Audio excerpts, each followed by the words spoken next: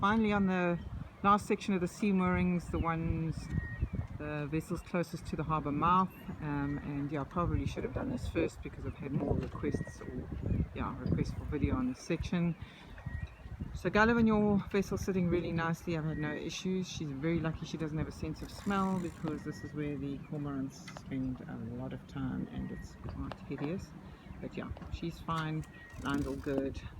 Libra all good. Ken said it's okay to keep saying she's fine. Well, she's fine. So Vaynant and Ken, no worries here. Line's all well secured. We've checked the bilge and there's no water on board. So definitely Libra's happy.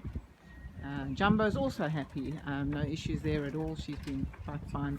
Honestly, nothing to do at all. She's definitely had quite a few visitors, birdie visitors, so there's going to be cleaning up to do, but other than that, all good.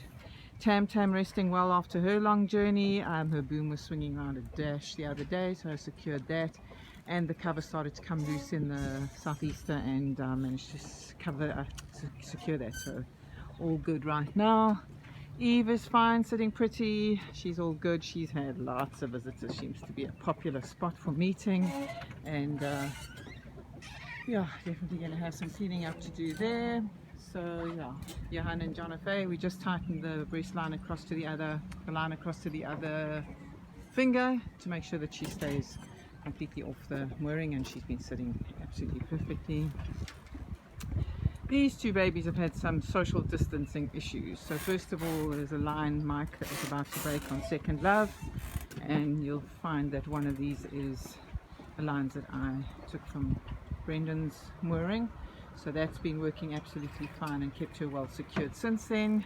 But yeah, they were getting a little bit close for comfort, and managed to pull the two of them apart. So Brenton and Lucia, Joy is sitting fine now, good social distancing in place, and Richard also double checked that everything was well when he was here, just to make sure that they stay away from each other.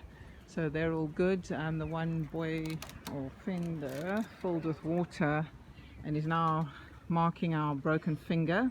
The end is finally broken off, and the float unfortunately floated out to sea, or went out to sea, and the NSRI had to bring her back. So that was the day they launched. So yeah, that's not functioning anymore, but not required. She's sitting quite fine. Rockstar Andrew, she's all good, no problems at all. Managed to keep her, well, not do anything for her actually. She's been nicely tied down. This little baby's also sitting perfectly. She's had no issues.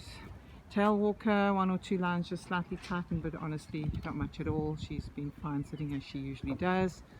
Sofala, absolutely perfect. Been on board fairly frequently to run the bilge pumps to make sure that there's no water, and all is good. It only runs for literally less than half a minute, and we managed to even start the engines the other day with Richard's help.